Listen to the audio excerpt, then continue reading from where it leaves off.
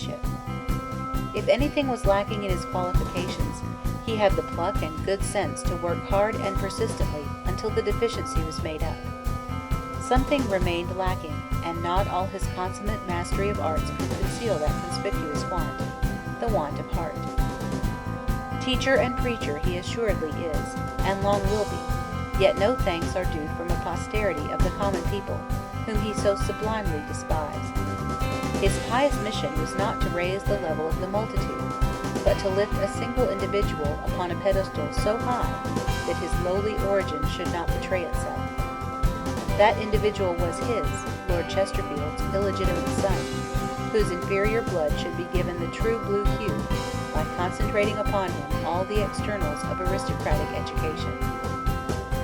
Never had pupil so devoted, persistent, lavish, and brilliant a guide, philosopher, and friend, for the parental relation was shrewdly merged in these. Never were devotion and uphill struggle against doubts of success more bitterly repaid. Philip Stanhope was born in 1732, when his father was 38. He readily absorbed enough the solids of the ideal education supplied him, but by perversity of fate he cared not a fig for the graces, which his father so wisely deemed by far the superior qualities to be cultivated by the budding courtier and statesman. A few years of minor services to his country were rendered, though Chesterfield was breaking his substitute for a heart, because his son could not or would not play the superfine gentleman, on the paternal model, and then came the news of his death, when only 36. What was a still greater shock to the lordly father, now deaf, gouty, fretful, and at outs with the world, his informant reported that she had been secretly married for several years to young Hopeful, and was left penniless with 2 boys. Lord Chesterfield was above all things a practical philosopher, as hard and as exquisitely rounded and polished as a granite column. He accepted the vanishing of his lifelong dream with the admirable stolidity of a fatalist, and in those last days of his radically artificial life he disclosed a welcome tenderness, a touch of the divine, none the less so for being common duty, shown in the few brief letters to his son's widow and to our boys. This, and his enviable gift of being able to view the downs as well as the ups of life in the consoling, humorous light, must modify the sterner judgment so easily passed upon his characteristic inculcation, if not practice, of heartlessness. The 13th century Mother Church in the town from which Lord Chesterfield's title came has a peculiar steeple, graceful in its lines, but it points askew, from whatever corner it is seen. The writer of these letters, which he never dreamed would be published, is the best self-portrayed gentleman in literature. In everything he was naturally a stylist, perfected by assiduous art, yet the graceful steeple somehow warped out of the beauty of the perpendicular. His ideal gentleman is the frigid product of a rigid mechanical drill, with the mien of a posture master, the skin-deep graciousness of a French Maréchal, the calculating adventurer who cuts unpretentious worthies to toady to society magnates, who affects the supercilious air of a shallow dandy, and cherishes the heart of a frog.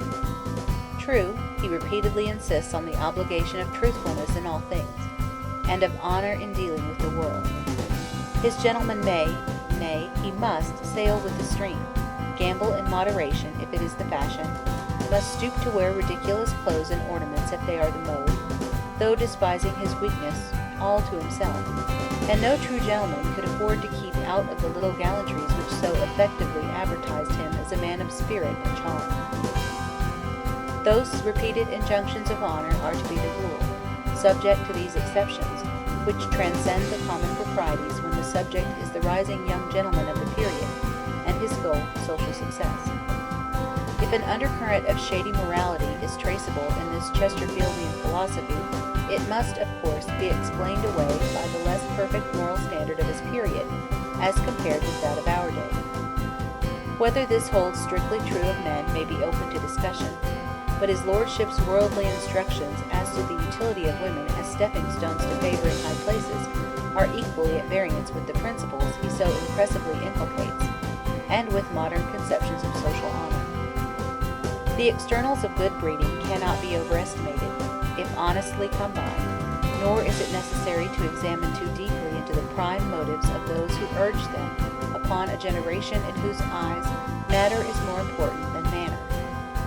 Superficial refinement is better than none, but the Chesterfield pulpit cannot afford to shirk the duty of proclaiming loud and far that the only courtesy worthy of respect is that politesse de cœur, the politeness of the heart, which finds expression in consideration for others as the ruling principle of conduct.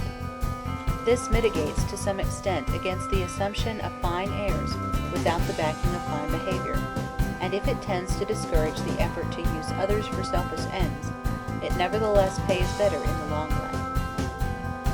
Chesterfield's frankness in so many confessions of sharp practice almost merits his canonization as a minor saint of society. Dr. Johnson has indeed placed him on a Simeon Stylites pillar, an immortality of penance from which no good member of the Writers' Guild is likely to pray his deliverance. He commends the fine art and high science of dissimulation, with the gusto of an apostle and the authority of an expert. Dissimulate, but do not simulate. Disguise your real sentiments, but do not falsify them. Go through the world with your eyes and ears open, and mouth mostly shut. When new or stale gossip is brought to you, never let on that you know it already, nor that it really interests you. The reading of these letters is better than hearing the average comedy, in which the wit of a single sentence of Chesterfield suffices to carry an act. His man-of-the-world philosophy is as old as the Proverbs of Solomon, but will always be fresh and true, and enjoyable at any age, thanks to his pithy expression, his unfailing common sense, his sparkling wit, and charming humor. This latter gift shows in the seeming lapses from his rigid rule requiring absolute elegance of expression at all times, when an unexpected coarseness, in some provincial colloquialism, crops out with picturesque force. The beau ideal of superfineness occasionally enjoys the bliss of harking back to Mother English. Above all the defects that can be charged against the letters, there rises the substantial merit of an honest effort to exalt the gentle in woman and man, above the merely genteel.